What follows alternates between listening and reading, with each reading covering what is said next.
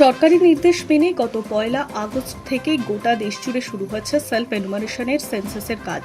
পরিসংখ্যানের নিরিখে এখনও পর্যন্ত এই ডিজিটাল জনগণনার কাজে সারা দেশ জুড়ে সমস্ত রাজ্য এবং কেন্দ্রশাসিত অঞ্চলগুলির মধ্যে একেবারে প্রথম স্থানে রয়েছে পশ্চিমবঙ্গ।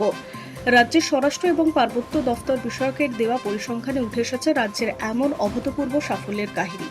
স্বাধীনতা দিবসের মধ্যে সেলফ এনুমারেশন করল 53 লক্ষেরও বেশি মানুষ।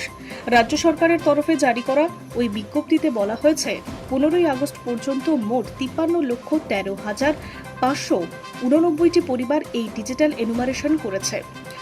সরকারি বিজ্ঞপ্তি অনুযায়ী এখনো পর্যন্ত রাজ্যে মোট 49,86,000-এরও বেশি পরিবার এই ডিজিটাল জনগণনার কাজ সম্পূর্ণ করেছে। এছাড়া এখনো পর্যন্ত 3,27,572টি পরিবার ডিজিটাল জনগণনার কাজ করছে। জাতীয় স্তরে এই জনগণনার ক্ষেত্রে রাজ্যের এই সাফল্যের জন্য গণমাধ্যমের গুরুত্বের কথা উল্লেখ করা হয়েছে। বলা হয়েছে, রাজ্য প্রশাসনের তরফে গণমাধ্যমের এই বিষয়ে প্রচার চালানোর কারণে এই সাফল্য মিলেছে।